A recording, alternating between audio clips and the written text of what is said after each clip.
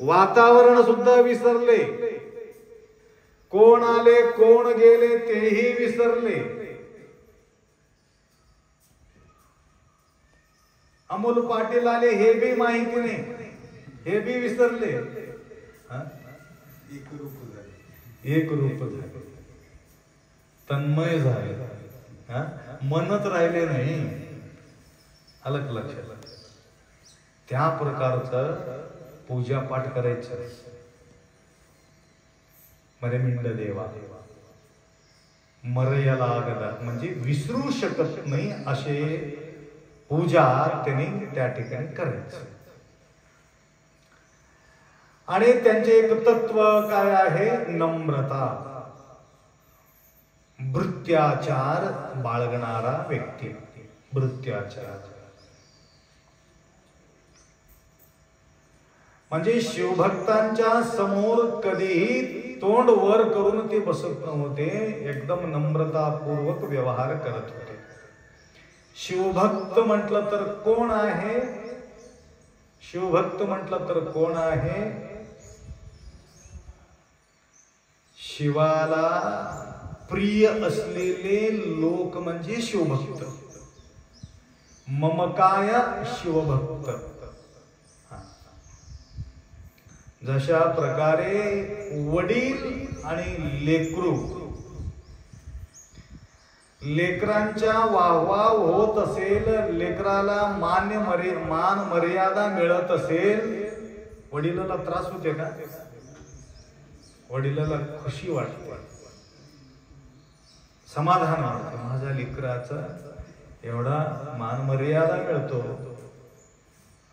स्तुती होतो, म्हणून वडील प्रसन्न. त्या प्रकारे शिवभक्त, शिवाचा आराधन करणाऱ्या शिवभक्तांचा स्तुती होत असेल, त्यांना मान मर्यादा मिळत असेल तर कोणाला समाधान होते? शंभूला समाधान होते, भगवंताला समाधान होते. म्हणून भगवंताला समाधान करण्याचा भानगडीमध्ये पडू नये. लक्षात आलं का तुम्हाला? भगवंताला समाधान करण्यासाठी भानगडीत पडू नये. भगवंताला तुम्हाला समाधान करायचं असेल तर भगवंताच्या भक्ती करणाऱ्या भक्ताला तुम्ही समाधान केल्या, ऑटोमॅटिक भगवंत समाधान. लक्षात आलं? म्हणून या ठिकाणी येणाऱ्या शिवभक्तांचा सेवा भावपूर्वक त्यांच्या सेवा करतात. कारण देव आपल्याला हाती लागत नाही, देव आम्हाला सापडत नाही. सेवा कसं करणार आहे? देव दिसत नाही, सेवा करणार कसं आहे? शिवाला प्रेम करणारे जे लोक आहेत, शिवाचा आवड असलेले जे लोक आहेत, त्यांच्या हातपाय दाबा, त्यांच्या सेवा करा, त्यांच्या गुणगान करा, त्यांच्या सगळं व्यवस्था करा, त्यांच्या देखभाल करा, ऑटोमॅटिक काय होणार आहे? देव प्रसन्न होणार आहे. भक्तांचा काया मम काया.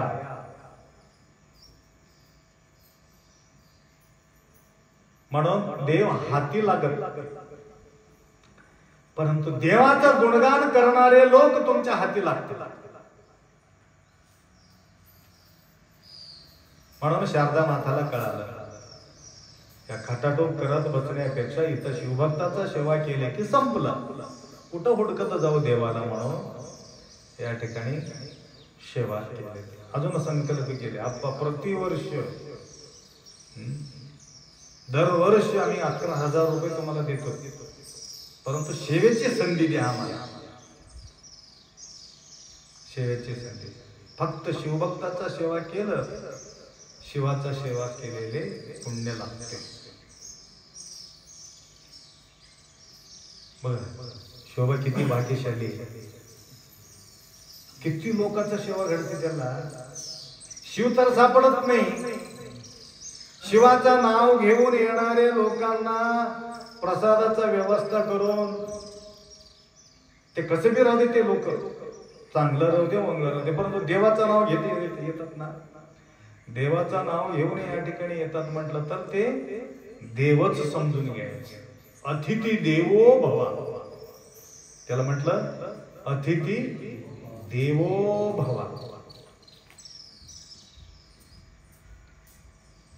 तरी त्या ठिकाणी जे वल्मिकेश्वरांच्या सानिध्यात येणारे काही भक्त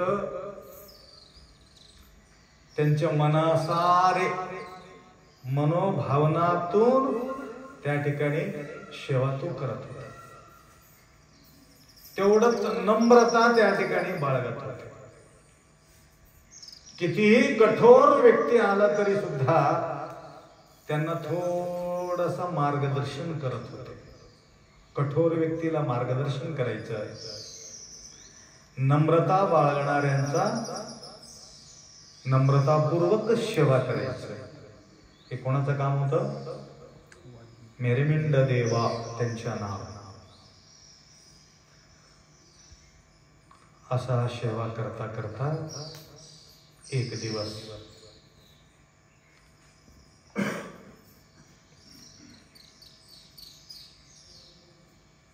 नेनपारद नंबियण्णा एक दुसरे एक शिवभक्त कधीही देवाला मागणी, मेरेमिंड देव कधीही मागणी घातलेली नाही, मला हे दे ते दे, काही अपेक्षित नाही. नेनपारद नंबियण्णा हे भी महान शिवभक्त. असा शिवभक्त सेवा करणारे आजूबाजू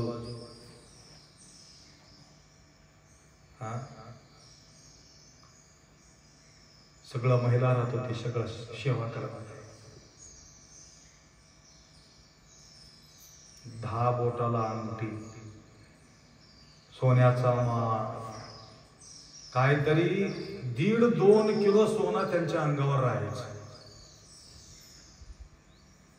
मरे याला आगला नंबियण्णा, नेनपारद नंबियण्णा. नेनपारद म्हणजे कळालं का? नेनपो आरद. आता कोणीतरी या ठिकाणी अंग भरून 1/2 किलो 1 किलो सोनं घालून आले समजा, सगळ्याच्या लक्षात कोण राहणार आहे? महाराज दिसणार नाही, बाजू बसलेले दिसणार नाही. वाकून वाकून त्यालाच बघतो, काय कानात किती घातला असेल, डोक्यात किती असेल, गळ्यात किती असेल, सगळं मोजमाप करत बसतात. नेनपारद त्याला म्हणतात न विसरता, न विसरणारे दृश्य. एवढा सुशोभित त्रिपुरंड्र भस्म, बट्टू लावायचं, सजावट करून घ्यायचा, हातात सगळं येत असेल तर चमकदार व्यक्ती. डेली त्यांचा पूजा, वल्मिकेश्वराचा पूजा असा करायचा तो. तेवढंच मनाने, धनाने, तनाने, तन मन धन तीनों मजबूत. शरीर भी मजबूत, धन भी मजबूत आणि मन भी मजबूत. देवाचं आराधन करायचं. आराधनाला वल्मिकेश्वर प्रत्यक्ष होऊन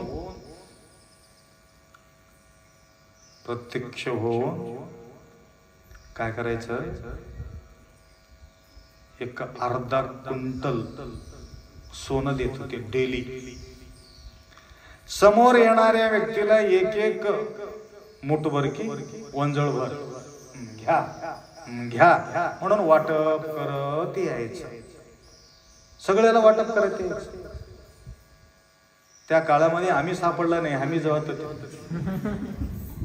समोर उभा राहत होते सगळे त्यांची इंतजार करत. नेनपाರದ ನಂಬಿಯಣ್ಣ एवढं पूजापाठ करायचं होतं. हे पुरातन काळातील चरित्र आहे, त्यांनी लिहिलेले ग्रंथ आहे.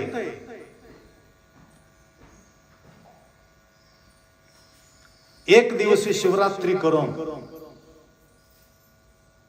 रात्रभर जागरण करून सकाळी सकाळी वल्मिकेश्वराचा सानिध्यात चिंतन मंथन करण्याकरता अनेक शिवभक्त त्या ठिकाणी तुमच्यासारखं बसलेले होते. त्यावेळे मेरमिंड देवा त्या ठिकाणी जाऊन बसले. त्या वेळेलाच हे ನಂಬಿಯಣ್ಣ ನೆನಪಾರದ ನಂಬಿಯಣ್ಣ जे ठेवीमध्ये सगळ्या वारा टाकणारे काय काय करणारे आजूबाजू छत्र चामर धरून त्याला घेऊन येत होते.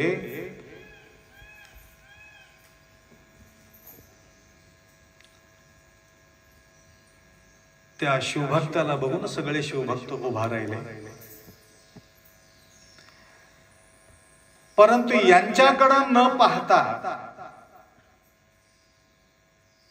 शिवभक्ताला न पाहता ನಂಬಿಯಣ್ಣ तुम्हाला बघून मी काहीच करणं गेलो, बसबी म्हणणं गेलो, काही करणं गेलो तर ते शोभा काय राहणार आहे. हात तर करावा लागेल ना, खाली बसा म्हणा. मी तसंच बसून राहिलो, आता काहीच म्हणणं गेलो. आता बघता बघता बसून जाते. परंतु तिकडं ज्या वेळेस तो जात होता, केअरलेस, त्याला काय म्हणतात, केअरलेस, म्हणजे त्याला एक प्रकारचे अहंकार होता. माझा सारखा शिवभक्त कोण आहे माझा समान, साक्षात देव दररोज मला सोनं देतो, ह्याच्या अतिरिक्त काय पाहिजे. परंतु सहन झालेले नाही कोणाला, शिवरात्रीचे आराधन करणारे भक्ताला.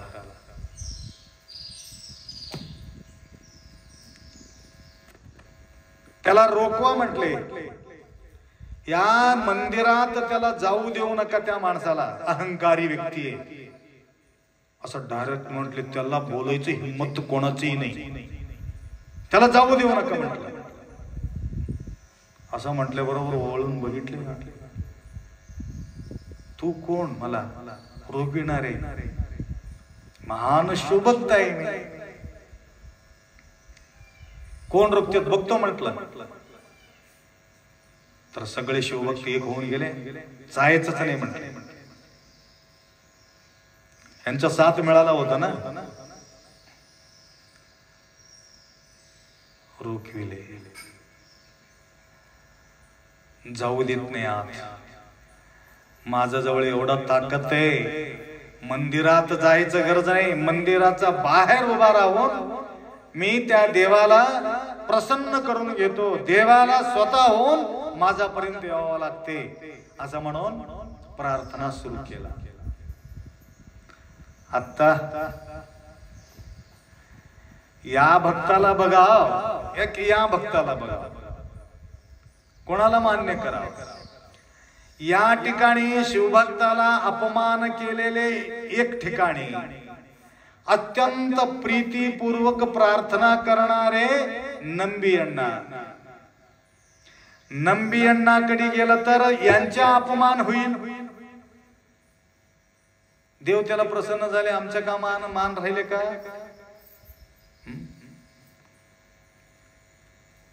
देवाला प्रश्न पडला, तेवढाच त्यांना थांबलेले नाही. या माणसाला तर बहिष्कार टाकलो. लक्षात घे ही गोष्ट. या माणसाला मंदिरात जाण्यासाठी बहिष्कार टाकलो. एकंदी वल्मिकेश्वर बाहेर येऊन ह्याला प्रसन्न झाला. त्या देवालाच आमच्याकडून वगळून टाकतो मला. त्या देवाला आजपासून आम्ही कोणीही पूजा करायचं नाही. बहिष्कार. बघा, देवाला बहिष्कार. थर थर थर थर कापले म्हणा देव. हात किती पॉवरफुल असेल विचार करायचं गोष्ट आहे. हा, भक्तीमध्ये किती ताकद असेल. म्हणून भक्ताचा आधीन देव आहे. देवाचा आधीन भक्त नाही, भक्ताचा आधीन देव आहे. देव मजबूर झाला परंतु प्रसन्न झाले नाही, बाहेर आलेले नाही. नंबी अण्णाचा प्रार्थना ऐकू शकलेले नाही. ओरडून ओरडून परेशानी झाला. त्यावेळी त्याला कळाला त्यांच्या आई वडील बोललेले शब्द त्यांच्या लक्षात आलं. भक्तांचा अवहेळन कधी करता कामा नये. भक्ताला मान मर्यादा करूनच देवाला प्रसन्न करता येते. मूर्ख असं म्हणून त्यांच्या कानात शब्द ऐकू आला. त्यावेळेला भयानक पश्चाताप होऊन गेले त्याला. जे रोखिलेले होते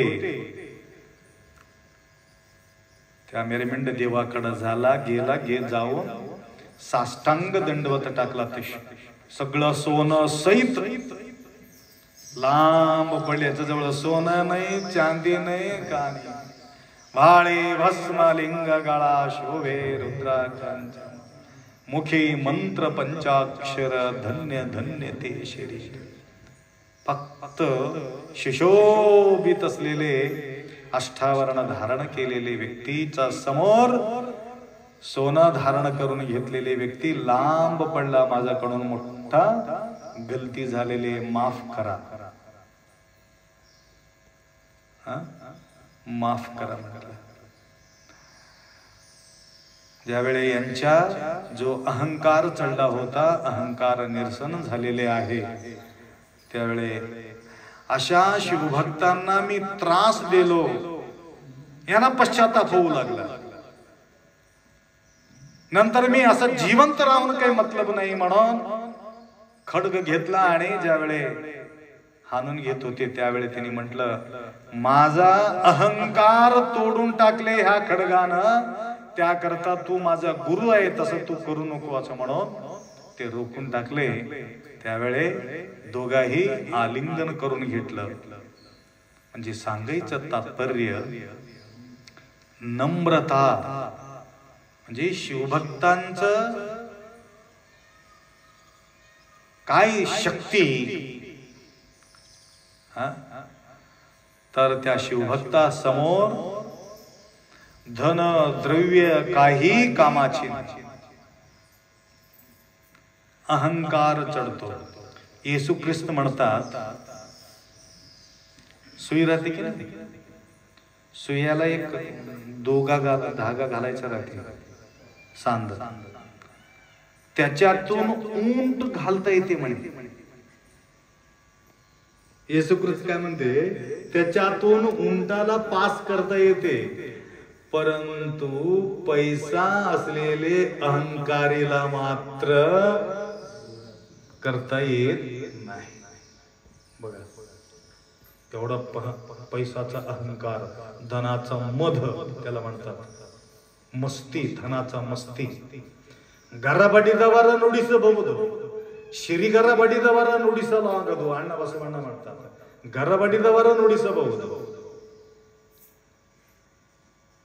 विष प्राशन केलेले व्यक्तीला बोलता येते, परंतु पैसाचा निसा चढलेले व्यक्तीला मात्र बोलणं भयानक कठीण, अवघड आहे.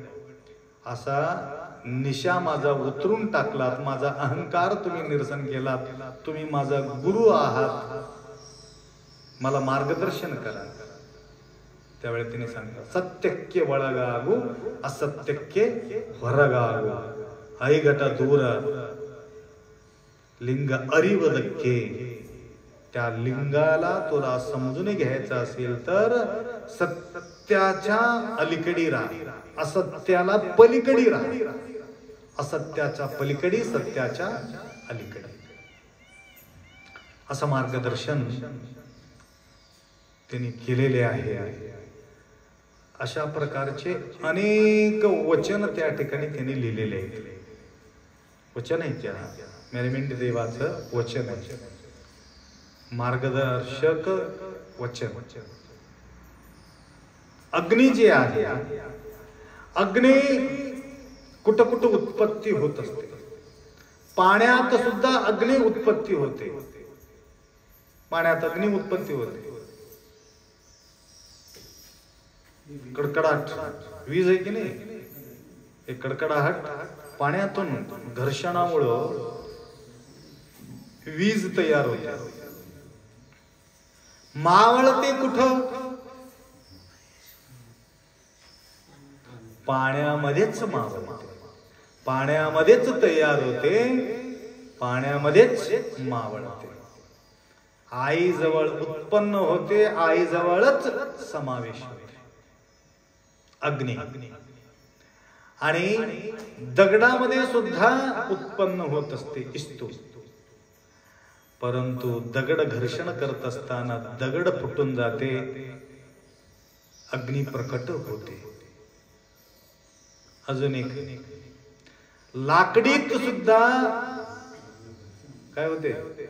घर्षणामुळं अग्नी तयार होते. परंतु अग्नी तयार झाल्यानंतर लाकड सुद्धा जळून जाते. तसा क्रिया, ज्ञान आणि भाव त्या प्रकारचे आहे.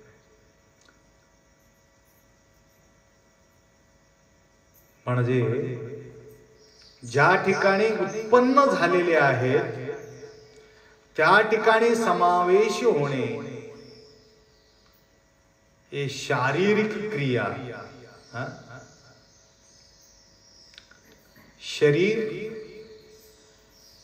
तन आणि मनाचा क्रिया. आता धनाचा क्रिया, कुठं कुठं समर्पण भावनानं सेवा करतो आणि कधी कधी समावेश होऊन जातो, कधी कधी मिटूनच जातो. त्या प्रकारची सेवा करणारे सद्भक्त आज दोन भक्तांचं मिलन या ठिकाणी आम्ही ऐकलो. दर दिवस एक एक भक्तांचं चरित्र आपण या ठिकाणी ऐकू लागले आणि आज दोन भक्तांचं मिलन होतं. अहंकार निरसन करण्याकरता समोर एक भक्त उभा राहिले, त्याच्यापेक्षा पॉवरफुल हे भक्त. त्या ठिकाणी निष्काम भाव बाळगणारे भक्त आणि या ठिकाणी सकाम भाव बाळगणारे भक्त. सकाम भक्ती केल्यानंतर शंभो भगवान तुम्हाला जे पाहिजे सगळं देतो, परंतु त्याच्यापासून मुक्ती मिळत नाही. बायको मागितला बायको दिलं, लेकरं मागितलं लेकरं दिलं, पैसा मागितला पैसा दिला, शेत मागितलं शेत दिला, शिवार दिला, गाडी दिले, बंगला दिले, मोटर दिले, सगळं दिले, सगळं दिले. देव मात्र दूर राहिले. जाता जाता तुम्हाला हे सगळ्या गोष्टी देवाला जे मागून मिळालेले आहे, जाताना तुमच्या सोबत ह्याच्यातला एक भी येत. मग काय कामाचं नाहीये काम. म्हणून सकाम भक्ती समाधान देऊ शकत नाही. निष्काम होऊनी शिवनाम उच्चार्य, धरुणी अंतरी दृढ प्रेम, घट्ट प्रेम, दृढ प्रेम. निष्काम सेवा करणाऱ्या संख्या किती असेल? स्वार्थापोटी आम्ही सगळं या ठिकाणी येत राहतो. निस्वार्थ सेवा करणारे क्वचित मिळणार, लाखात एक. काही नको देवा, न लगे मुक्ती धन संपदा, संत संग देई सदा. काही लागणार नाही. संतांचा सहवास दे, संतांचं सानिध्य दे. कशासाठी? कशा करता? संतांचा सहवासामध्ये शंभूचा गुणगान होत असतो. शंभूला ओळखण्याची गुण त्या ठिकाणी तयार होत असते. म्हणून संतांचा समागम. कूडल संगम देवन अरिवडे शरणरा संगवे मदल. शरणांचा संग, संतांचा संग, मंथन होत असते, चिंतन होत असते, त्यांचे गुणगान होत असते. गुण आणि कर्म त्यांच्या स्वभावाचा त्या ठिकाणी गुणगान होत असते. कर्माचा गुणगान, स्वभावाचा गुणगान, गुणाचा गुणगान कुठं? शिवभक्ताच्या ठिकाणी. दुसरं काही होत नाही. दुसरं गोंधळ त्या ठिकाणी चलत नाही. आजकाल शिवभक्तांचा गोंधळ वेगळंच राहते. दुसरं काहीतरी घराणा घेऊन बसतो. त्यांच्याबद्दल, ह्यांच्याबद्दल, त्यांनी तसं केले, त्यांनी असं केले, त्यांनी पोळ्या खाल्ला, ह्यानं तूप खाल्ला, त्याला पुरी मिळाली, आम्हाला पूर्ण गेले, तसं झालं, असं झालं. आमचं संभाषण हे होतं. पुरी पूर्ण गेले, हे आमचं संभाषण. एक राहणारा चीज आहे. याच्यानं काही फायदा काय आहे? काही पुण्य मिळणार आहे? त्या गोष्टीबद्दल काही पुण्य मिळणार आहे? नाही. चिंतन करा ना. देवाबद्दल विचारा, देवाबद्दल मंथन करा, चिंतन करा. त्या ठिकाणी तिथं जाऊन बसा. त्याला म्हणतात सत्संग, सज्जनाचा संग. त्या संघात जाऊन बसल्यानंतर ऑटोमॅटिक ते रूप धारण करतात. शिवदास म्हणे भृंगी कीट न्याय शिवरूप होये निश्चय. निश्चय निश्चय 100% त्याच्या रूप धारण करणार म्हणजे करणार. पोपट त्यांच्या रूप धारण केले, पक्षी त्यांचे रूप धारण केले, डोंगर त्याच्या रूप धारण केले. डोंगरामध्ये मनमत माऊली, मनमत माऊली, मनमत माऊली, मनमत माऊली या गजरानं डोंगर सुद्धा लिंगमय होऊन गेले. मृदंग वाजल्यामुळं, चिंतन झाल्यामुळं दगडामध्ये सुद्धा देवाचा निर्माण त्या ठिकाणी झाले.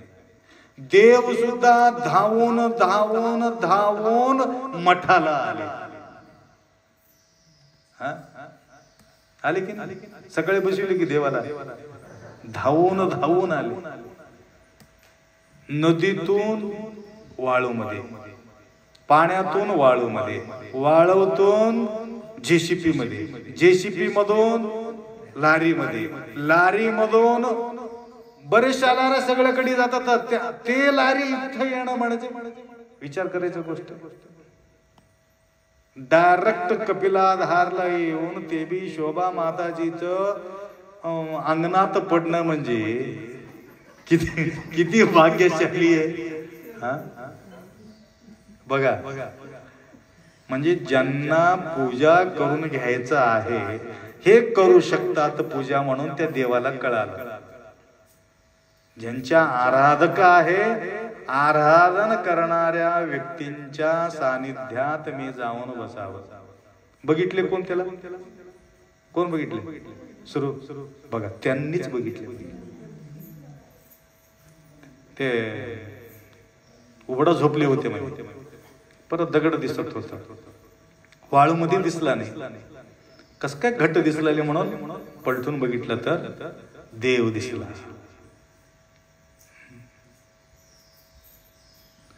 नाही दिसला देवा मंदिरात, कुठं दिसला? वाळूत दिसला देव त्याला.